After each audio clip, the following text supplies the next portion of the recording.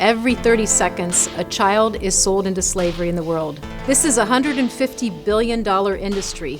The average age is 14, but only 1% ever get out. I first learned about human trafficking in the 1990s while volunteering at an orphanage in Thailand. As a teacher, I met several children whose parents had sold them into sex slavery as early as the age of 4. I was shocked. In 2015, I decided to ride my bike from Laguna Beach, California to Bend, Oregon to raise awareness about human trafficking and fund a safe house in Pattaya, Thailand. Along the route, I discovered that human trafficking is happening right here in the United States. Several people encouraged me to start the Freedom Ride Project, a charity with a mission to raise awareness about human trafficking and move people to action in their own communities. Founded in 2016, the Freedom Ride Project has made a huge impact in a short period of time. I know Beth. I happen to be a lawyer, and I have a couple of cases that have human trafficking involved in them as an issue. And so she asked me to join the ride, and I decided why not. It was something that kind of fit right into my personality. I love serving others, helping others, those being trafficked. Part of the Freedom Ride is not only raising awareness and moving people to action in their own communities, it's also part of the police department liaison. So we needed somebody that can go on the ride, which I volunteered to do, to speak with every chief and sheriff and every police officer on the way down and have that discussion about human trafficking and how we're changing the way we're doing business. On behalf of the Newport Beach Police Department, we are proud to support the Freedom Ride Project and their mission to raise awareness about human trafficking. Our commitment to this important cause involves our most important asset, our people.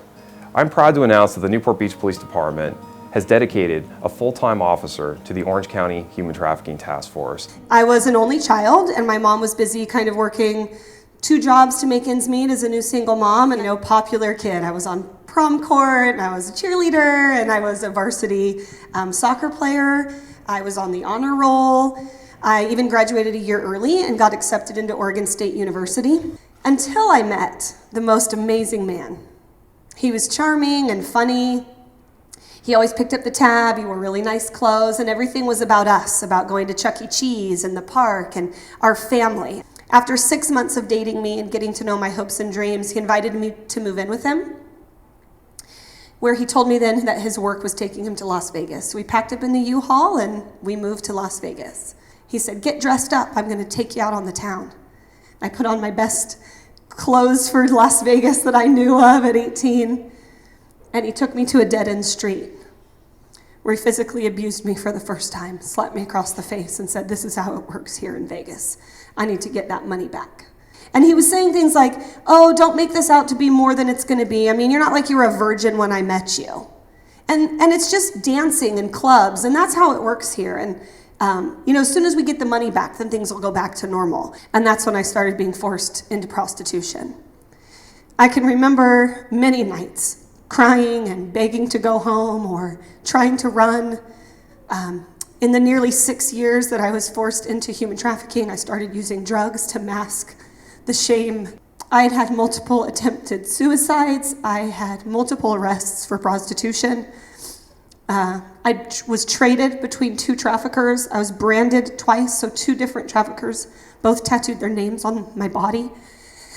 When people think of trafficking, they think of kidnapped 9-year-olds in Cambodia, right? They don't think of 19-year-old, 20-year-old young women who really have lack of choices in the moment, right? And I sat there thinking, I can't believe people care about girls like us, about girls like me. I just thought no one would care. And to see what's happening now, what's happening today, and to see what you guys are doing, it's really bringing change to every city you're stopping in, to every victim that you're helping, every awareness event you do, Sir Optimus, everything you show up and help serve at. You guys have been so faithful at all of the events. Like, it's really making change.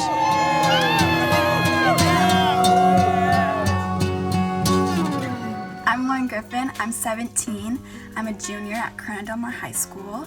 I met Beth the end of June last year when she came to Corona Del Mar High School, and through her presentation, I was shocked to learn that human trafficking occurred in Orange County in the United States.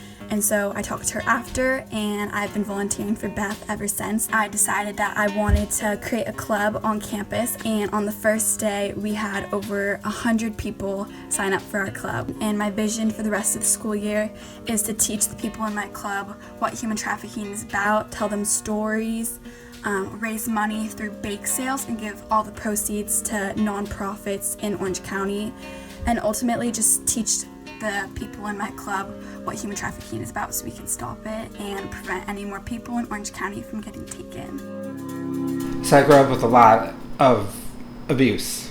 My dad would crack me in the back, and when I hit 17, my dad found out that his beating up the gay style of parenting, he wasn't successful at it, and he kicked me out of the home. So take your faggot ass to San Francisco, I hope you get AIDS and die. And next thing I remember was waking up with one man having me in a chokehold. He did like what they call like shotgun, where they blow crack into your mouth. And he introduced me to crack cocaine that way. They took me over the bed. Multiple guys paid him to rape me. And that's how I was, in a sense, like, that's how it was what they call like seasoned. And he proceeded to tell me that what they would do is cut me open like a fish, toss me in the lake like human garbage. I ended up spending about almost 6 years in that life. And in those 6 years, I mean, it was a lot of politicians. You get caught in that kind of like seductiveness. For me, it's important that people see us as a human being that has feelings, that has emotions. You know, there's that good portion of us that really didn't choose it.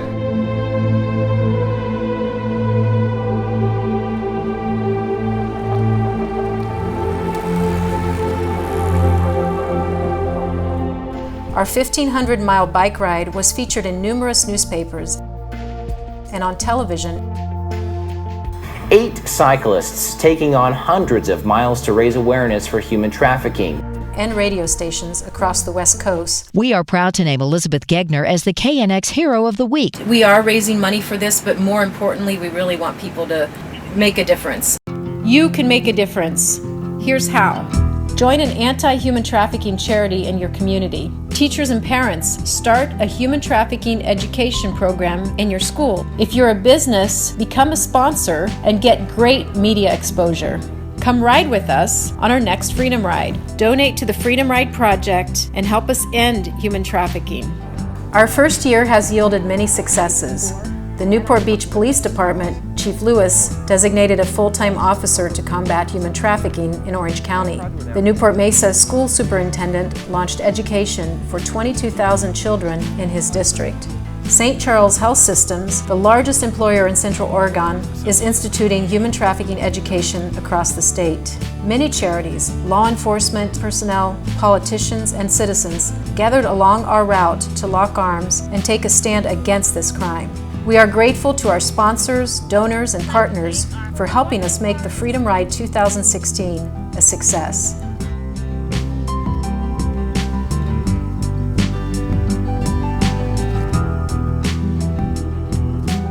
If you'd like to find out more information about the Freedom Ride Project, you can go to our website at freedomride.bike, or you can follow us on Facebook at the Freedom Ride Project.